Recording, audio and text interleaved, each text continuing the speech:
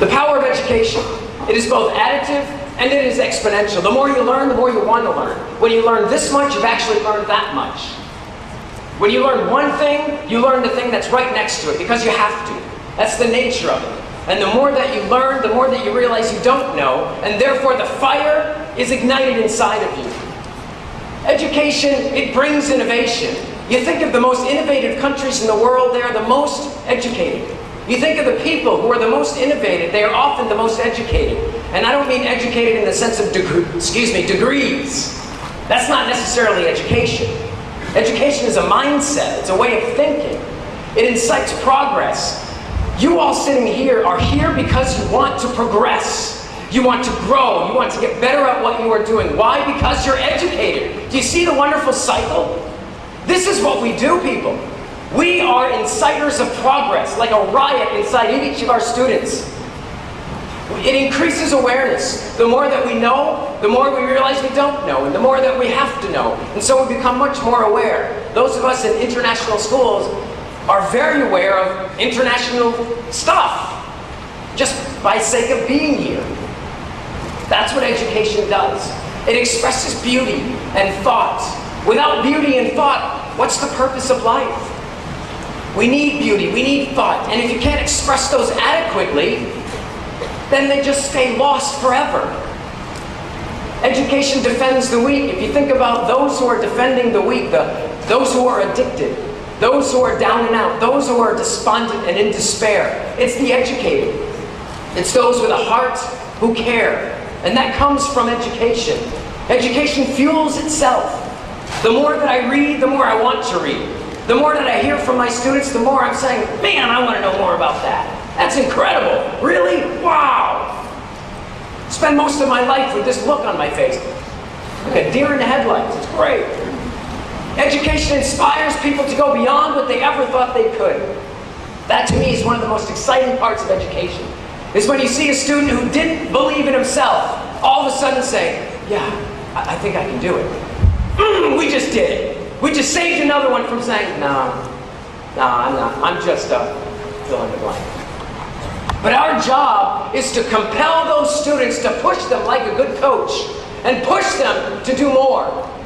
And there's nothing more exciting for us as teachers, as human beings, than to know that you have influenced and impacted somebody's life to go beyond what they ever thought they could. There's somebody sitting somewhere saying, I was Bill Gates' teacher. Wow.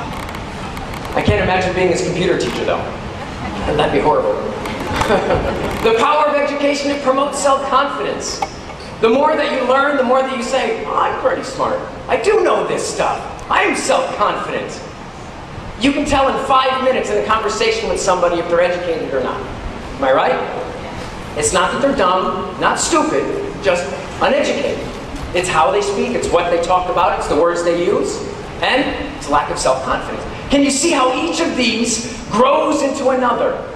The more self-confidence I have, the more ideas I'm going to produce, the more risks I'm going to take, which is going to produce innovation, and it's going to incite others around me who are educated to progress even more. And it makes people critical thinkers. Very difficult to manipulate. In our world, in our day and age, we've got a lot of weird people out there. And these weird people are selling all sorts of stuff to our students. And one of the jobs that we have, again, no pressure, is to create critical thinkers who can look at all of the data, all of the stuff that's coming at them, and make a sound judgment, and critically analyze and say, wait a minute, that's not altogether true. Wait a minute, you just showed me this graph, and you really manipulated how you showed it. You've all seen graphs in the newspaper, and when you analyze the numbers, you say, wait a minute. The graph is not nearly representing what you're telling me it's representing. But how do we get to that point? Education. It's through education. We need critical thinkers. We need critical thinkers. And it's because of all of these, because of the import, the impact, and the influence that we yield as teachers, that sometimes I've often found there is a high sense of low self-esteem among educators. And there's a reason for this, besides all of the other stuff, like that's not enough, is because We're rarely praised, but we're often scolded. In my first year of teaching, a colleague, an older, veteran colleague, told me, keep a love me file. Love me file? Yeah, love me. Keep a file in your desk of all the times that you get a note from an administrator, from a parent, a student, and keep it in the love me file in your desk. And when on those bad days, open the love me file. And I've done it for years, and it's great. It's an ego boost, but we need it. Why? Because we're rarely praised, but we're often scolded. Again, like the sound guys. When do the parents come in? When little Jimmy's not doing well in school again. Well, where were you 3 weeks ago when I sent an email? Come on, help me out here, parents. We're seldom recognized for the hard work we do. The public opinion, I've often said, is the worst thing about teaching. What the public thinks about teachers. That we stand up here and drone. I think I am math, but please, and we're not prepared. We just kind of wing it. You know, we drink a lot of coffee and we gripe and complain in the teacher's room and all this. No! Those teachers I don't associate with. I don't know about you, but I've seen those. But I rarely ever eat with them. I want them to kind of stay away and all that. All right? But overall, rarely do we get a parent coming in saying, you know what, my little Johnny is doing so well, and I want to thank you. But that doesn't often happen. Instead, we get, like the sound guys, when the microphone stops working, hey, Jimmy, where's that teacher? We're frequently viewed as doing little more than sitting in front of a bunch of students. And you think about where this view comes from. Well, it comes from the 17-year-old kid who's now grown up and has never set foot back into a high school or a grammar school. So he's remembering teachers, and because we're so good at what we do, we make it look so easy, as if we literally show up that day and go, what are we going to do today? And then whoosh, we fly. We have everything all planned out. And the 17-year-old, who is now 30, remembers back when he was 17 and says, oh, it's not that hard. See where that view comes from? Because they don't ever go back. Like, not that they should, but that's where that viewpoint comes from. And the few times that we are given accolades, it seems to be very insincere. It's in between, can you please pass the peas? By the way, nice job. Do you want to go? You know, you're at a little shindig, and a little party, a little soiree, and somebody comes up and says, man, this barbecue's really great. I really like this meat. Hey, that was a nice picture you did with my son. Hey, can you pass me the salt, please? There's no sincerity there.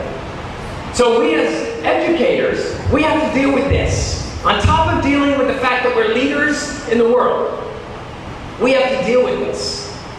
And so we have to understand what it is that we're doing. And I found something very interesting.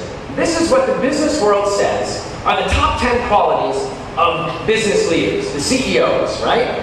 And I'm looking at this list, and you're looking at it. We have vision, integrity, dedication, magnanimity, humility, openness, creativity, fairness, assertiveness, and a sense of humor.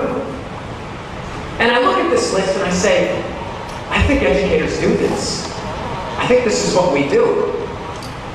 It's very interesting. So, vision. Vision is having a vivid picture of where you're going. Is this not the curriculum? Is this not understanding in September where you're going in June? This is vision. This is what we do. We have to understand what it looks like. We have to understand what it looks like when we say success. We have to understand how our students are going to achieve it. And we have to communicate that to our students with passion, with enthusiasm. Not necessarily lots of energy, but at least with some passion, with some understanding. Action is the hallmark of vision. And we as educators, leaders in this world, are constantly acting. We're constantly doing. Look at integrity. Dealing honestly with all students. Integrity is the outward manifestation of your inner values. And so when students are looking at you and watching you, are you the same day in, day out? When they see you outside of class, are you the same? That's integrity. I don't know how many times I'll be in traffic or something and somebody will cut me off and I'll want to, but I don't. I want to lay on the horn and scream all sorts of things and I go, all right, come on in, come on in. And then I realize it's a colleague of mine or a student. I'm like, woo! Thank God I'm a nice guy. would have been horrible. We need to be predictable. Our students need to find us approachable. They need to find us predictable. What is Mr. Fenn going to say? What is Mrs. Smith going to say when I don't have my homework? Is she going to have a bad day today? And when students don't know, there's no integrity in that.